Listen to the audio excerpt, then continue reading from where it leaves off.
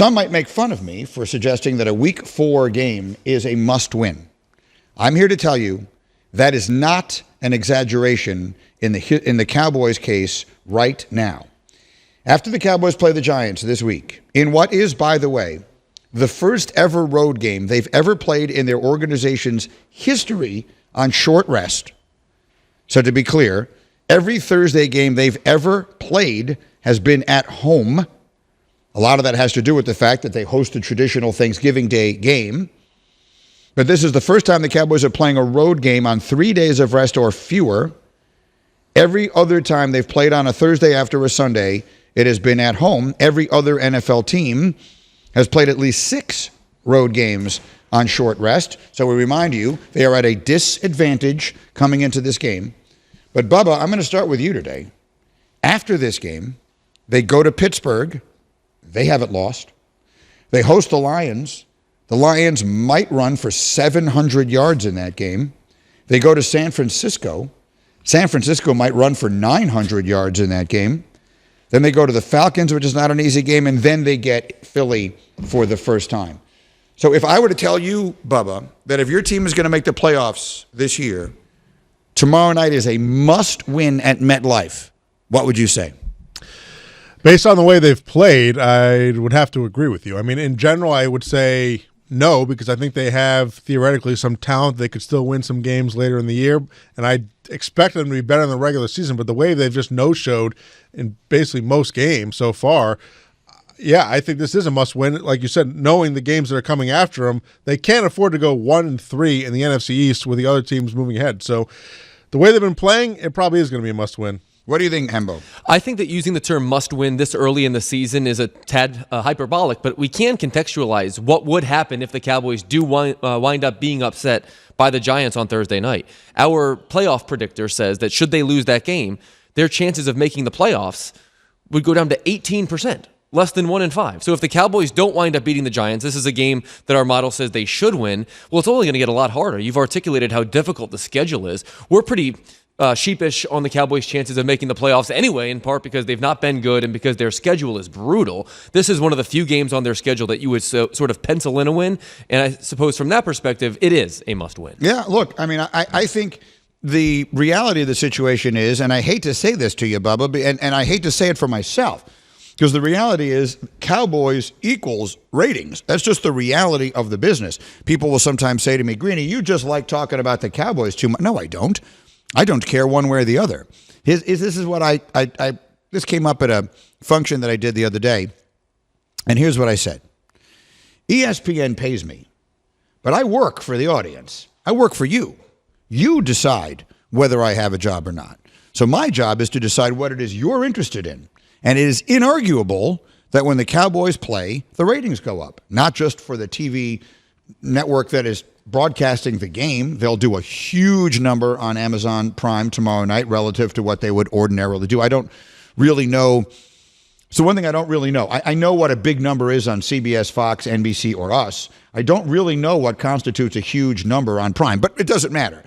Whatever it is, it will be. And that is because people are interested in the Cowboys. So all of that is to say, I hate what I'm about to say. They're not very good. The Cowboys are not going to be a good team this year because they have enormous holes that they chose not to fill during the offseason, and that was at least in part because they were financially hamstrung/paralyzed by the Dak Prescott and CeeDee Lamb contracts hanging over them. And I think it was Neek who said today on Get Up, and I think it was a point well made, the idea that you're going to announce the Dak contract the morning of the season starting, does that feel like they actually came to that agreement that day? Or did they come to it a little bit before that and just decide, hey, let's own the morning of the start of the season? That is a little bit of their mentality. But the reality is, if they had done that deal with Dak in March, they might have a defensive tackle on their roster who can actually stop the run. And that is their biggest problem. Remember when Scott Boras and Alex Rodriguez announced they were opting out of his Yankees contract during the middle of a World Series game that one year? Yes, I do. Peter Gammons went crazy. That's what it felt like to me on week 1 when I was watching your show and Jerry Jones dropped that bomb. It's what it felt like. Like no one in their right mind is choosing to believe that the Cowboys and Dak Prescott had to go to the 11th hour. It's not even like the CD Lamb contract, which was rectified about a week before, because Dak wasn't holding out. There was no obvious reason why it had to happen then instead of March. Like, they paid him the exact same amount, maybe even a little more than they would have had to pay him 4 months before. And so it strikes me as a public relations decision, and that's kind of what the Cowboys do. So the soundbite that's making the rounds, and we used it, by the way, here's a good job by Cam or Bubba popping this up. An average of 13.37 million viewers tuned into Thursday Night Football in Week 3, which was Patriots-Jets. Now, I don't know how they calculate that, because when the game is on Prime, the local markets get to show it on regular channels, and those are two huge markets, right? Patriots is the Boston market and beyond. I don't know exactly how far. Like, Bubba, where you live where? In like Avon, Connecticut? I live here in Bristol, but yeah. Okay, so Bristol, Connecticut, which is, what is that, 2 hours from Boston? Yeah, about, yeah. When the Patriots play a game like that, do you get it on a local channel or no? No. You don't. So it doesn't extend that far out into the... It's literally no, just yeah, the we're Boston not part channels. of their actual market here. The actual market. Okay, so whatever. But anyway, the Boston market is colossal, and the New York market is obviously the biggest market in the country. So I don't know how that factors in. We're getting sidetracked by stuff that doesn't mean anything. The point is the Cowboys just aren't very good. They're just not that good. Their defense, and sometimes I'm hesitant to pat myself on the back when I'm right, because I'm wrong so much. And I'd like to think I'm accountable. Like, I'd like to think I tell you I was wrong when I was wrong. But I wouldn't have time to do anything else if I just sat here and recounted all of the times I've been wrong about stuff. But I was so right on this. Like, there's no reason to have thought they would get better. They just kept their players and paid them more. They lost a few important ones. They didn't add any ones. They didn't add any good players.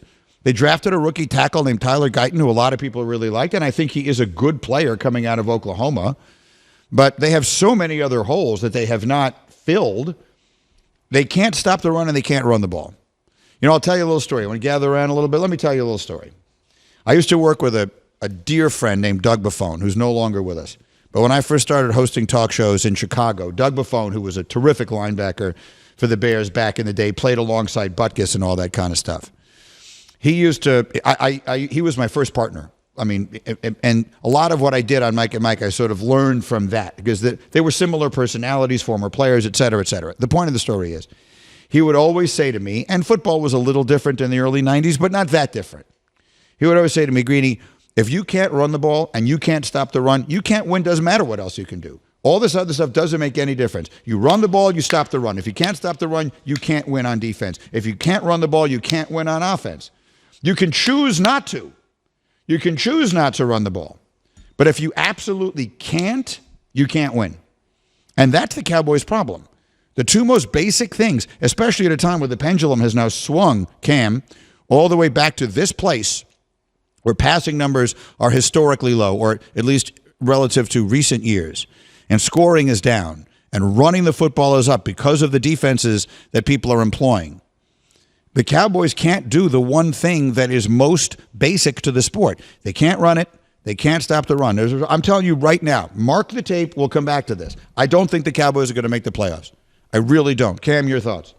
Yeah, it doesn't look like it right now, and nowhere was that more evident during the Ravens-Cowboys game, where the guy that we kept saying they should have gone out and got, Jerry Jones said they couldn't afford him, even though I'm not sure if they even called him. And on the other side, Rico Dowdle was their leading rusher for 32 yards. So the Cowboys are used to having this high-flying offense, but if you can only throw the ball to CD Lamb, you're not going to do too much with the offense if they know exactly what you're doing every time, and you can't establish anything in the ground game. They bring back a guy that they probably could have used to complement Tony Pollard last year in Zeke Elliott, because he's kind of that short yardage goal line punch, but they don't have the feature back that they had in Tony Pollard last year. So they got this completely backwards, no matter which way you slice it. It seems like each time they tried to do something to take a step forward in these offseason moves, they took another step back with who they lost. Now, I know they've gotten blown out in their last two games, so the rushing stats are going to be a little bit skewed. They're minus 345 yards in their last two games. But it's not like they started the game down 28-0. I mean,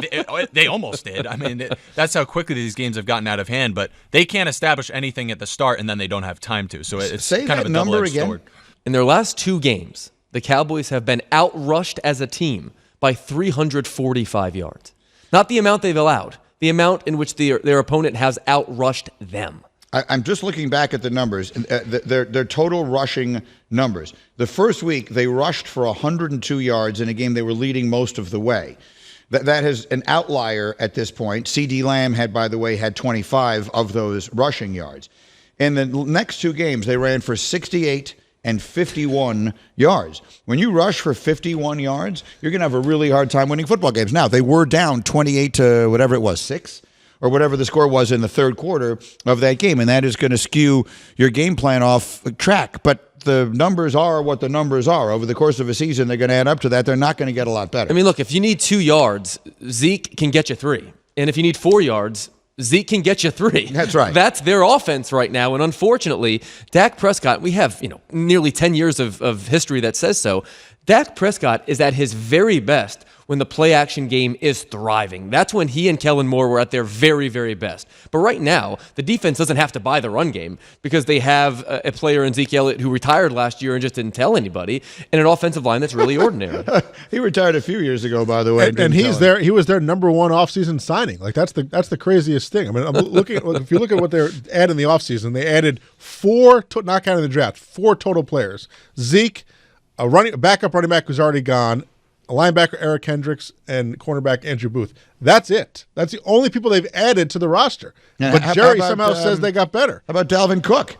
Hey, he's on the practice squad. That's what I mean. Squad, yeah. Like they added, their running back additions were Ezekiel Elliott and Dalvin Cook. It's like someone told them it's actually 2018. You just don't know that. Gosh. They would have been a dynamic rushing attack in 2018. Couldn't afford him, though. Greeny, presented by Progressive Insurance. Get a business insurance quote online in as little as 6 minutes. Visit progressivecommercial.com. So let me ask another question and duck. Are we sure the Giants are terrible? Like they got blown out week 1. That suddenly doesn't look so bad against Minnesota. If they had dressed a kicker, they would have beaten a Washington team that just looked awfully good on Monday Night Football. The Giants win a game this past week against a Cleveland team that, not great, but not the worst team in the NFL. Are we positive the Giants are that bad? We're not positive. Right now, Vegas is preying upon the public's love of the Cowboys. The Cowboys are a 5.5-point favorite on Thursday. Our internal modeling says the Cowboys should be something like a 3-point favorite. Not a coin flip game, but a game in which nobody should be surprised if the Giants win. And the Cowboys playing, again, a road game on short rest. It's generally a disadvantage. For whatever it's worth in their franchise history, they've never done it. I got to tell you, I don't think tomorrow night is the fait accompli that some people are making it sound like.